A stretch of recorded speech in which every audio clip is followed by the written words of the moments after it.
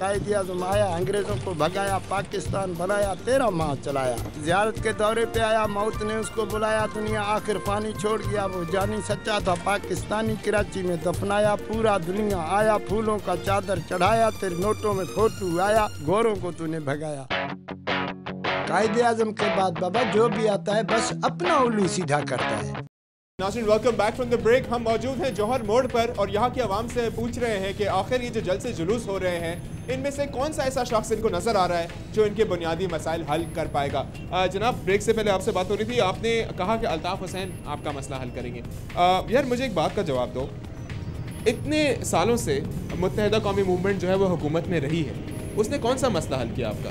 Definitely आप कराची में सारी जितनी तरक्की दे सकते हैं, पुल वगैरह, ब्रिजेस वगैरह, अंडर बाईपास वगैरह, माइक जरा करीब करना, अंडर बाईपास वगैरह, ये ब्रिजेस वगैरह, ये पार्क्स वगैरह, ये सारे मुत्तहिदा कौमी मूवमेंट नहीं हल करें कराची के आवाम के लोगों के लिए।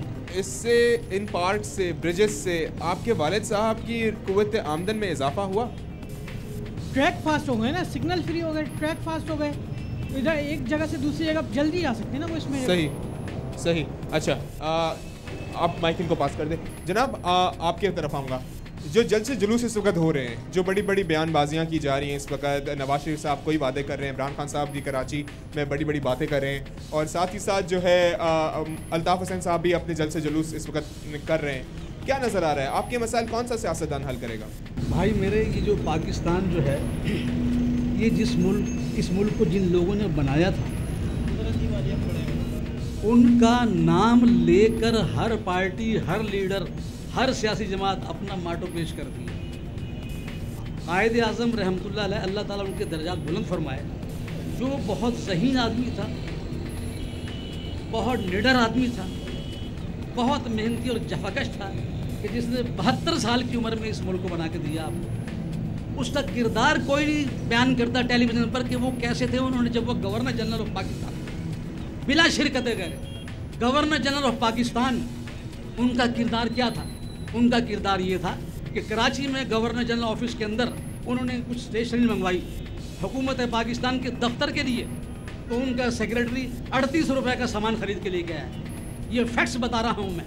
हुक्मरानों, खुदा के वास्ते झूठ मत बोलो, इस तरफ तवज्जो दो कि कायदे आज़म क्या करते थे और उनके नाम पर तुम क्या कर रहे हो, ताकि तुम अपना असली चेहरा देख सको।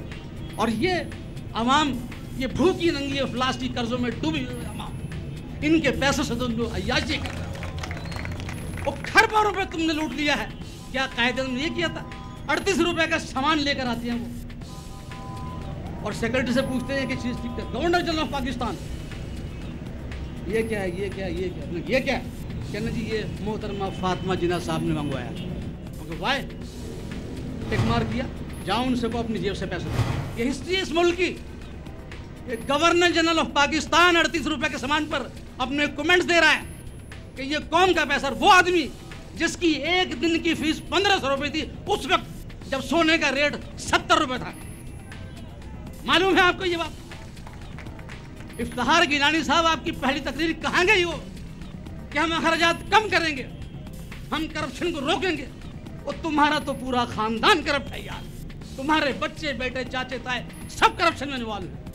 जरदारी साहब, आप भुट्टो साहब का नाम लेते हो।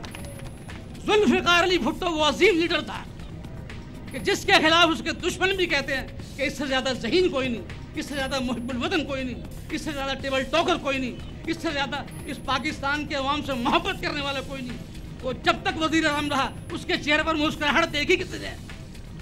और ये कैसे बेगम हुक्मरान हैं कि कौम मर रही है, पिस रही है, और इनके चेहरों पर ऐसी मुस्कुराहटें हैं कि जैसे कोई गम फिक्र ही नहीं।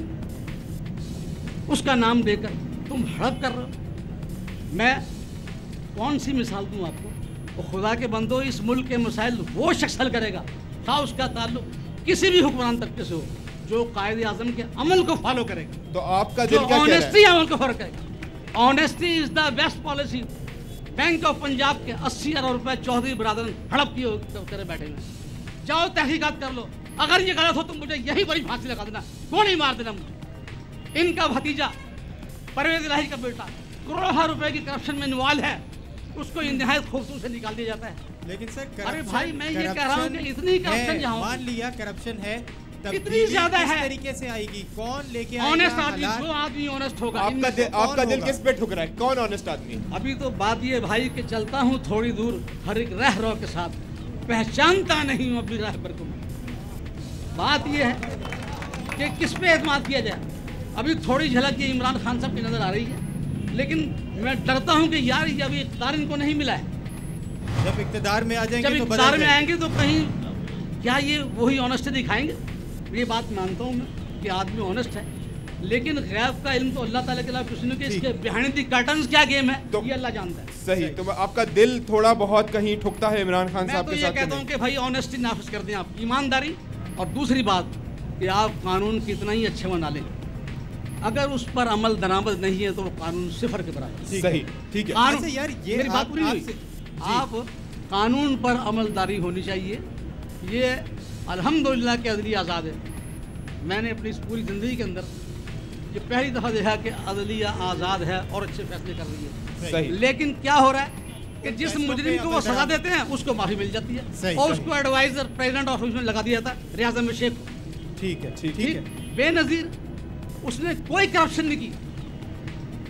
जब यहाँ इजलास होता है, बड़ी एक आसान सी एग्जांपल दे रहा हूँ कि बिलावल भुट्टो जरदारी जो बच्चा है कल का, हमारे सामने बच्चा है, मुझे उससे बड़ी मोहब्बत है क्योंकि भुट्टो साहब का नवासा है। लेकिन वो तकरीर करते हैं, अब देखिए कि वो कह रहे हैं कि सर चाहिए सर देंगे, जान चाहिए जान देंगे, खून चाहिए खून देंगे। अरे मेरे भाई, मेरे प्यारे बेटे, ना हमें तुम्हारा सर चाहिए, ना तुम्हारी जान चाहिए, अल्लाह तुम्हें सलामत रखे, ना तुम्हारा खून चाहिए। हमें तो इस कौम का, हमें तो इस कौम का लूटा हुआ पैसा चाहिए उन लूटों से। ठीक है, बिल्कुल आपकी तरफ दोबारा। हमें कुछ नहीं चाहिए। सही है, बिल्कुल ठीक कहा। जिसने भी लूटा है, जिस पार्टी से उसका ताल्लुक है, जिसने इस कौम का पैसा लूटा है, बिल्कुल सही। पैसा चाहिए इस कौम को यार। ठीक है, आपकी बात अच्छा, आपकी तरफ आएंगे।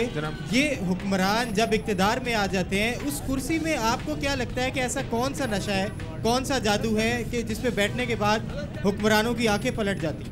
जैसे मेरे मोहतरम बुजुर्ग अभी बात कर रहे थे कि इमरान खान की शायद एक झलक नज़र आ रही है। मैं बहस में नहीं जाना चाहता।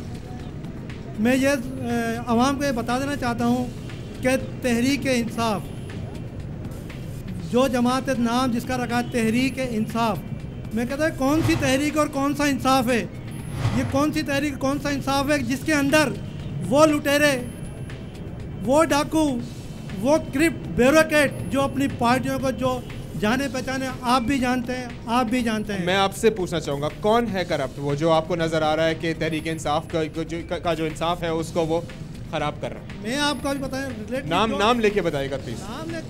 आपके सामने ही काफ लीग का पूरा टोला उसके अंदर शामिल हुआ, पीपल्स पार्टी का पूरा टोला उसके अंदर शामिल हो रहा है। नहीं, पीपल्स पार्टी का पूरा टोला शामिल नहीं हुआ, काफ लीग का भी पूरा टोला शामिल नहीं हुआ, बस वो मुफाद पर टोल हो गया ना, मुफाद पर लोटे जिसको जो बोलते हैं वो लोग। मगर इनमें से अगर हम शख्सियात के हवाले से बात करें तो आपको लगता है कि ये जो शख्सियात शामिल हुई हैं, जिसमें खुर्शीद महमूद कसूरी साहब भी मौजूद हैं और साथ ही साथ और भी काफ लीग के, ये करप्ट लोग हैं? बिल्कुल करप्ट लोग। आपको ये करप्ट लोग, इसलिए आप इमरान खान साहब की बातों से नाउम्मीद हैं? 100% में करप्ट लोग हैं। ठीक है जनाब, आप क्या कहोगे? आप एक नौजवान हो, आपको अपने मुस्तकबिल के बारे में सोचना है, अपने मुस्तकबिल के बारे में, सियासतदानों के मुस्तकबिल के और उनके एजेंडों को चमकाने के लिए बात नहीं कर रहा।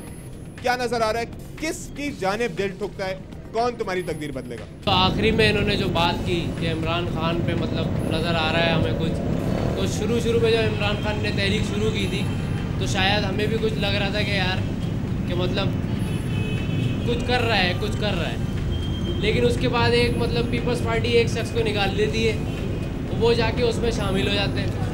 यार शाह महमूद कुरैशी को पीपल्स पार्टी ने निकाला नहीं था, पीपल्स पार्टी ने उसको वजारत से हटाया था। सही, वजारत से हटाया था, तो मतलब उसको एक वजीर से हटा दिया, इस्तीफा दिया था भाई, उन्होंने इस्तीफा दिया था, वजारत से हटाया भी नहीं था, उन्होंने बस इस्तीफा दिया। क्या नाम है, प्रेसिडेंट हाउस में उनकी मीटिंग होती है, उसके बाद वो इस्तीफा पसंदीदा वजारत नहीं मिल रही थी, ये इशू था। मतलब इशू यही था ना, वजारत खारजा नहीं दी जा रही थी। अब एक इमरान खान के साथ एक मतलब इसने तहरीक का आगाज जो किया वो मेरे ख्याल में 98 में किया। सही, 98 में इसने पाकिस्तान तहरीक इंसाफ का आगाज़ किया और 98 से जो लोग इसके साथ चल रहे होंगे उन्होंने एक स्ट्रगल की तहरीक इंसाफ को बनाने में। शाह महमूद कुरैशी 2 महीना मतलब 1 महीने में वो आते हैं और वाइस चेयरमैन जो तहरीक इंसाफ उन्हें बना दिया जाता है। अब वो अपने लोगों के साथ कुछ नहीं कर पा रहा है। ठीक है, तो इसलिए आप इमरान खान साहब आप नाउम्मीद हो गए हो। इमरान खान तो अब उम्मीद किससे लगाइए? देखिए उम्मीद किसी से लगानी तो है, क्योंकि मुल्क को आगे चलाना तो है। उम्मीद किससे लगाइए? वडेरों जागीरदारों के दरमियान जिस शख्स ने असम्बलियों में हम जैसे गरीब, हम यही फुटपाथों पे बैठने वाले लोगों को अगर असम्बली में किसी ने भेजा, तो मतलब किसी से भी आप पूछे कौन है वो, सही अल्ताफ हुसैन है, उसने भेजा। तो हम तो अभी ये है कि अल्ताफ हुसैन को अगर सिंध के अंदर जो है मेजॉरिटी चाहिए, तो आपको लगता है कि वो उन फ्यूडल लॉर्ड्स, उन जमींदारों की सपोर्ट के बगैर हासिल कर सकता है? बिल्कुल कर सकता है। आप मेरे दोस्त फिर एक आइडियलिस्टिक वर्ल्ड में रह रहे हो। कभी गए हो घोट की सखर गए हो कभी इन गाँव गोटों में? Then you living in an idealistic world because that is impossible. नहीं मैं गया हूँ, मैं आपको बताता हूँ। सखर को आप हटा दें, सही है, आप मीरपुर खास की तरफ आ जाए, आप मटियारी पे आ जाए, आप मतलब बदीन को हटा दें, आप इसमें आ जाए, नौकोट में आ जाए, मेरे दोस्त में आ जाए। सिंध जो है वो 4-5 वडेरों में बटा हुआ है। जब तक वो वडेरे जो हैं आपके पास नहीं आते, आप उस इलाके में जरा वॉक करके उन बंदों से बात करके देखो, वो आपको वोट देने के लिए किसी कभी तैयार नहीं होंगे। ये शहरों वाली बात जो है हम वहां जाके नहीं अप्लाई कर सकते। और कोई भी सियासतदान जो है अगर उसको मुल्क में सियासत करनी है तो उसको एक स्ट्रैटेजी और एक प्लान के तहत ही करनी पड़ेगी। बहरहाल इस मौजू को मजीद डिबेट करेंगे, एक वक्फा शामिल कर लेते हैं। नाज़रीन, हम मौजूद हैं कराची के जौहर मोड़ पर और यहाँ की आवाम से पूछ रहे हैं कि आखिर उनको किस सियासतदान की बातों में सच्चाई नजर आ रही है और कौन इनके मसाइल हल करेगा। हमारे साथ रहेगा। कायदे आज़म आया, अंग्रेज़ों को भगाया, पाकिस्तान बनाया, 13 माह चलाया। ज़ियारत के दौरे पे आया, मौत ने उसको बुलाया, दुनिया आखिर पानी छोड़ गया। वो जानी सच्चा था पाकिस्तानी, कराची में दफनाया। पूरा दुनिया आया, फूलों का चादर चढ़ाया, तेरे नोटों में फोटो आया, गोरों को तूने भगाया। कायदे आज़म के बाद बाबा जो भी आता है बस अपना उल्लू सीधा करता है।